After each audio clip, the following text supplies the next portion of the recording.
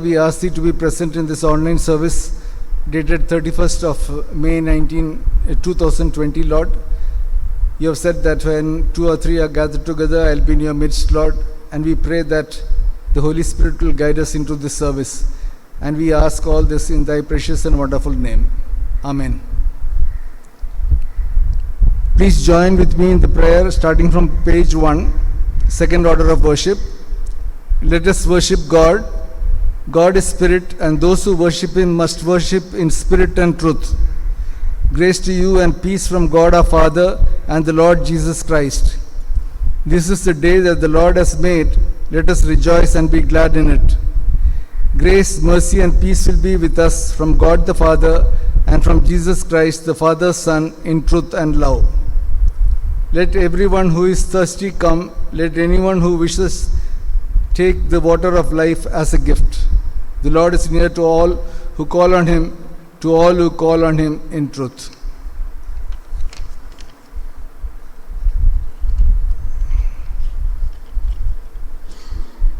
Let us join in the confession. This is on page 11, second prayer. Gracious God, we have sinned against you in thought, word, and deed. We have not loved you with all our hearts. We have not loved our neighbors as ourselves. Have mercy upon us. We ask you, cleanse us from our sins and help us to overcome our faults through Jesus Christ our Lord. Amen. Now the Bible portion will be read to us. Genesis chapter 4, verses 1 to 7. Genesis chapter 4, verse 1 to 7. Adam made love to his wife Eve, and she became pregnant and gave birth to Cain. She said, "With the help of the Lord, I have brought forth a man." Later she gave birth to his brother Abel. Now Abel kept flocks, and Cain worked the soil. In the course of the time, Cain brought some of the fruits of the soil as an offering to the Lord, and Abel also brought an offering, fat portion from some of the firstborn of his flock. The Lord looked with a favor on Abel and his offering, but on Cain and his offering he did not look with favor. So Cain was very angry, and his face was downcast. Then the Lord said to Cain, "Why are you angry? Why is your face downcast? If you do what is right, will you not be accepted? But if you do not do what is right, sin is crouching at your door. It desires to have you, but you must rule over it." Let us pray. In the name of the Father, the Son, and the Holy Ghost. Amen. I thank my Lord and Savior Jesus Christ, CSI Emmanuel Church, the pastor, the committee members, the secretary, and all of you for this evening service for Sunday, 31st of May 2020. The topic I have chosen for today is how to combat temptation. How to combat temptation. King David had not gone for work on a particular day, and in the evening he walks down to the terrace, and as he looks down, he notices Bathsheba bathing. He is able to see only her back, and then when you read the next few chapters, we find that within a very short period of time, or maybe 2 or 3 weeks, or maybe 2 or 3 months, King David breaks 3 of the commandments. The 10th commandment of not seeking somebody else's wife, then the commandment of not committing murder, and the commandment of not committing adultery. He gets Bathsheba's husband murdered and marries Bathsheba. God is very angry with King David.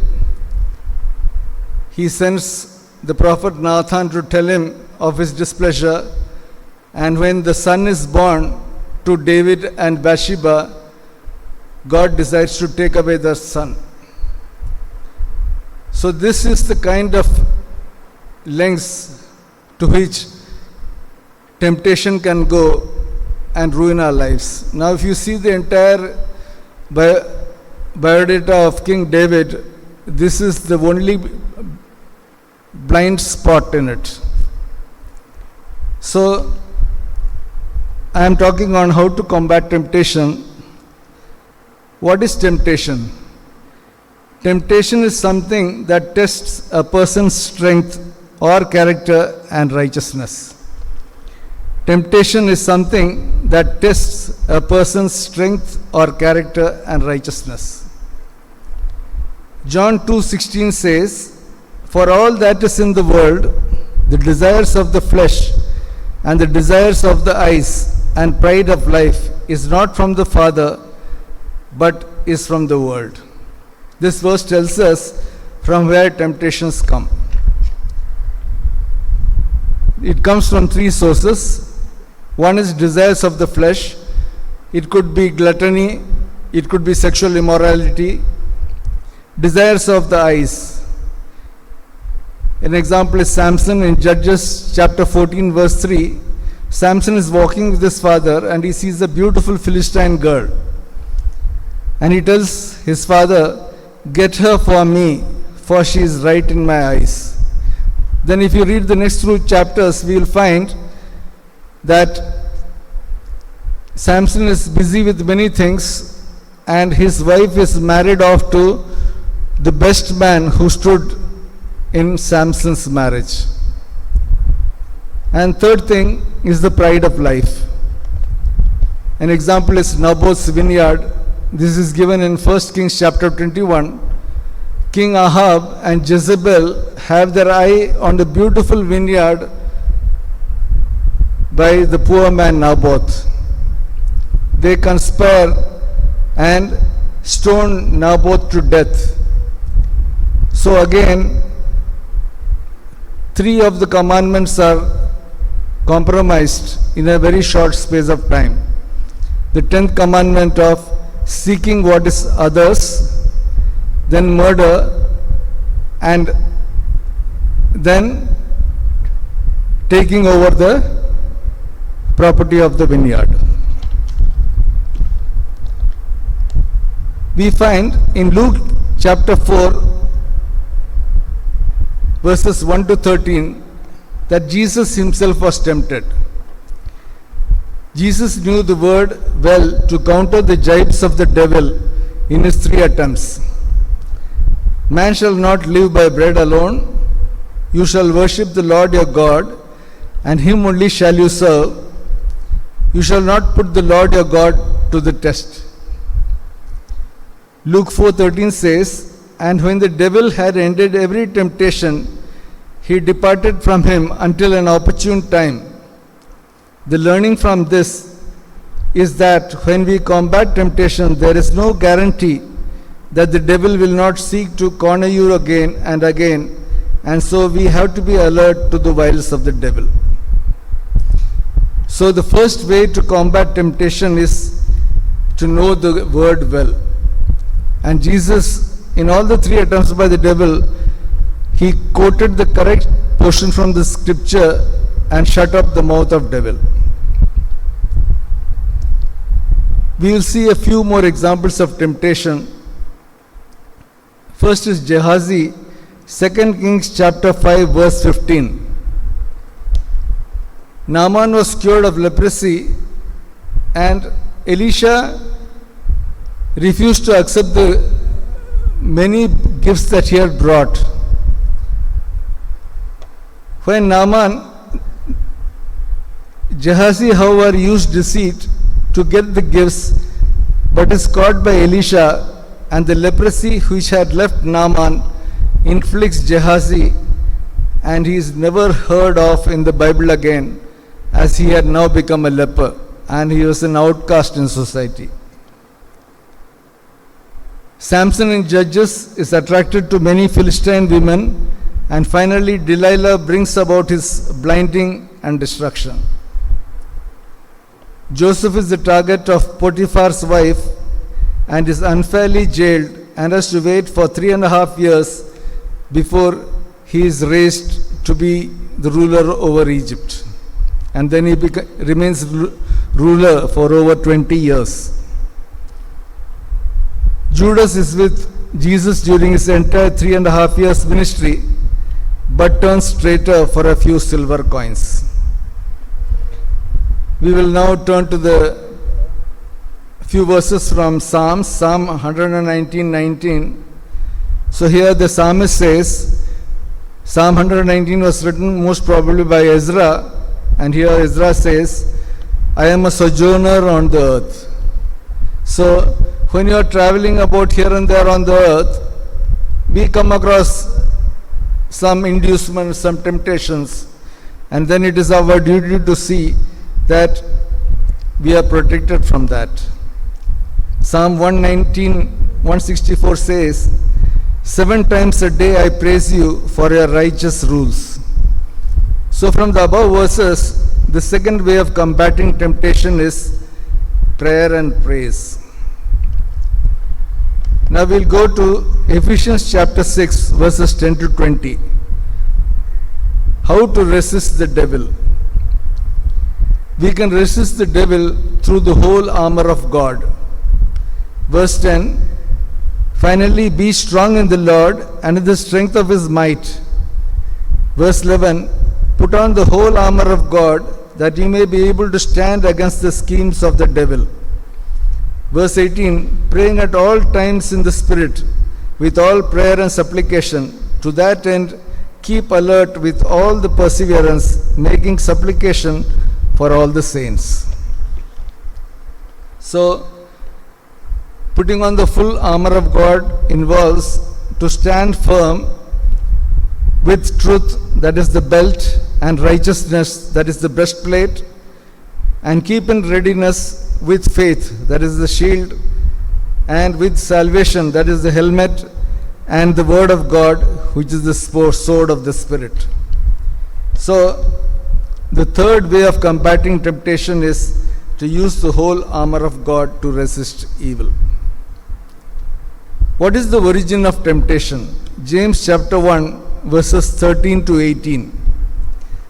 Verse 12, blessed is the man who remains steadfast under trial, for when he has stood the test, he will receive the crown of life which God has promised to those who love him.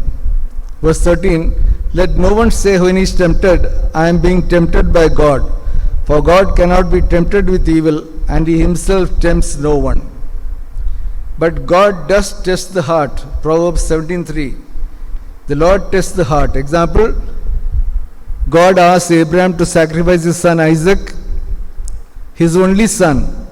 And at that time, God was not playing politics, but testing the faith that Abraham had in God. Verse 14, but each person is tempted when he is lured and enticed by his own desire. And verse 15, then desire when it is conceived gives birth to sin, and sin when it is fully grown brings forth death. For example, God took away the firstborn son of David and Bathsheba. Verse 18 finally says, of his own will he brought us forth by the word of truth, that we should be a kind of first fruits of his creatures. So the fourth way of combating temptation is to remain steadfast and patient like Joseph. So is there a way out? And this is given in 1 Corinthians chapter 10 verses 12 to 13.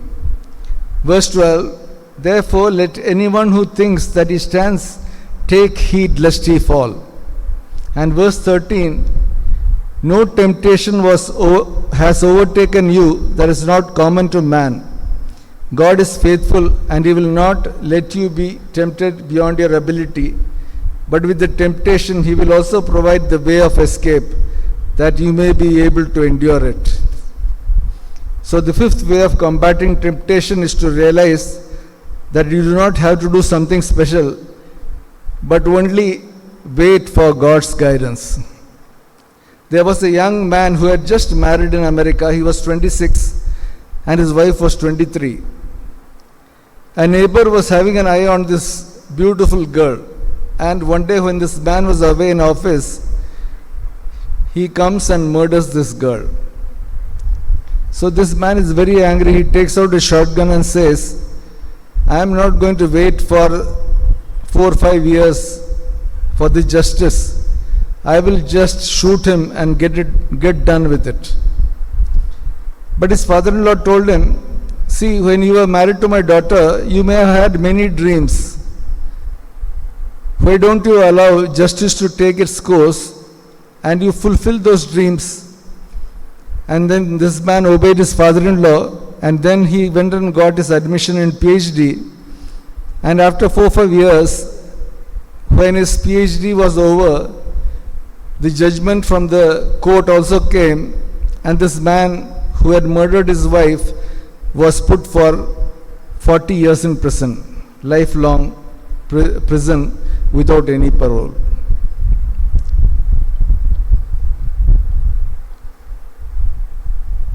Now we come, so the fifth way of combating temptation is to wait for God's guidance. Then we come to the portion read to us from Genesis chapter 4 verses 1 to 7.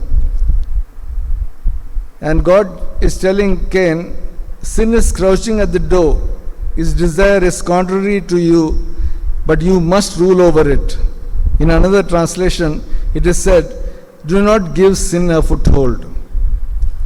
The above verse is describing the jealousy of Cain over Abel because his offering has been accepted by God. And finally we see that Cain rises and kills Abel.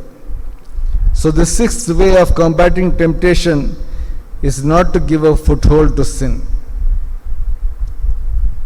The seventh way of combating temptation is to have a razor-sharp conscience. There was a man who murdered another man.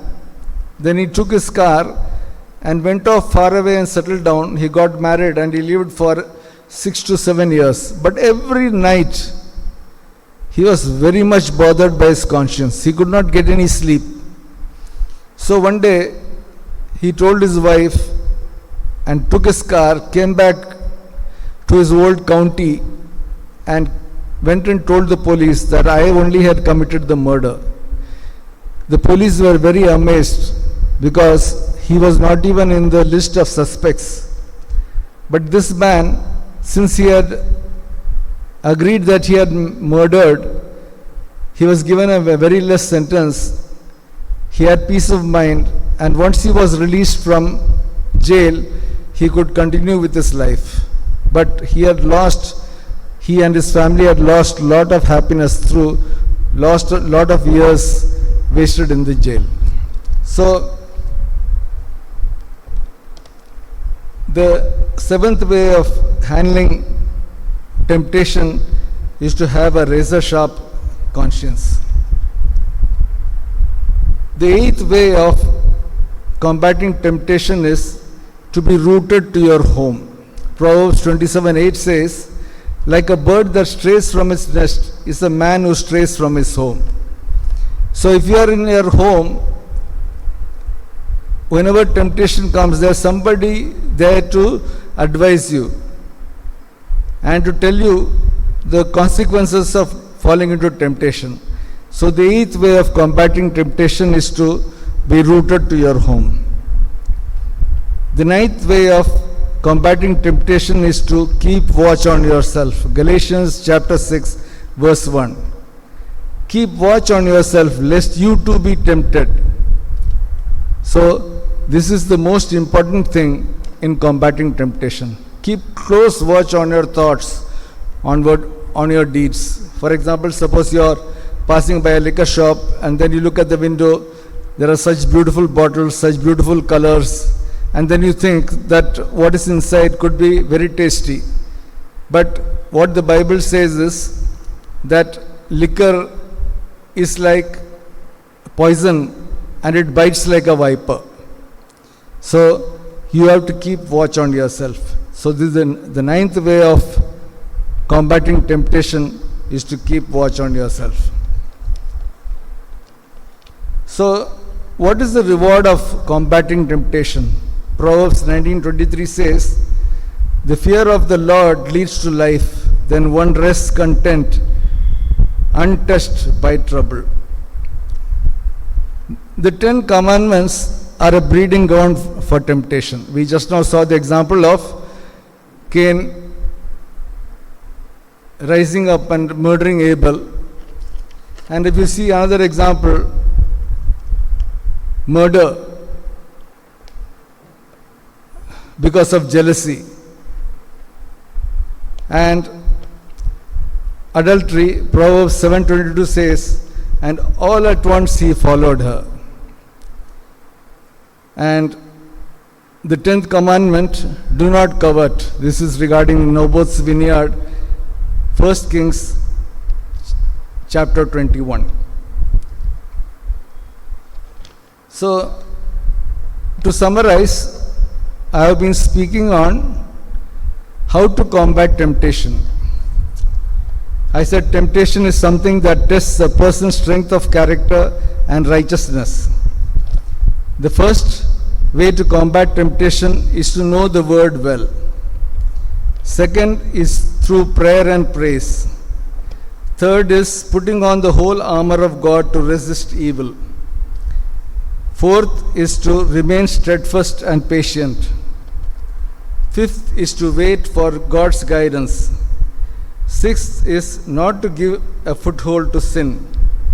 Seventh is to have a razor sharp conscience. Eighth is to be rooted to your home. And ninth is to keep watch on yourself, lest you too be tempted. There are two verses to guide us. 1 Corinthians chapter 15 verse 57. "But thanks be to God who gives us the victory through our Lord Jesus Christ." And verses 58. "Therefore, my beloved brothers, be steadfast, immovable, always abounding in the work of the Lord, knowing that in the Lord your labor is not in vain." May the good Lord add his blessing to this message and give us the strength to keep away from temptation and mistakes. Amen.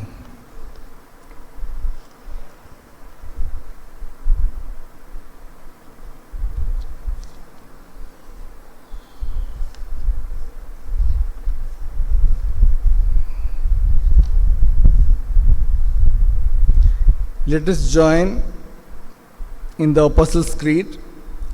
I believe in God the Father Almighty, creator of heaven and earth. I believe in Jesus Christ, God's only Son, our Lord, who was conceived by the Holy Spirit, born of the Virgin Mary, suffered under Pontius Pilate, was crucified, died, and was buried. He descended to the dead, and on the third day he rose again. He ascended into heaven. He is seated at the right hand of the Father, and he will come to judge the living and the dead.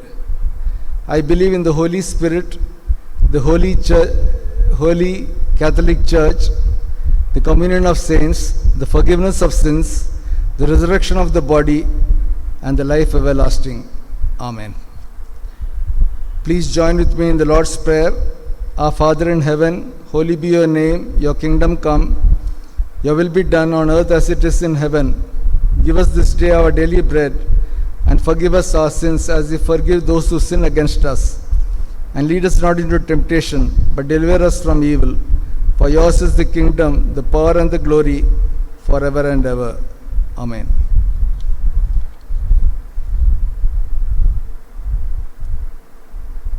Let us rise for the benediction. The Lord bless you and keep you. The Lord make his face to shine upon you and be gracious to you. The Lord lift up his countenance upon you and give you peace. Let us pray. O Lord, our Heavenly Father, we have come to the end of this online service, Lord. Be with us, Lord. We ask thee to take the coronavirus and cast it to the depths of the sea. And we thank thee that you have protected us from this, though we have been on lockdown for the last 60 days. Be with us as we come to the end of this lockdown, and take care of us so that we can again start the church worship and glorify in thy wonderful blessings, Lord. And we ask thee to be with us as we leave this church. We ask all these things in thy name. Amen.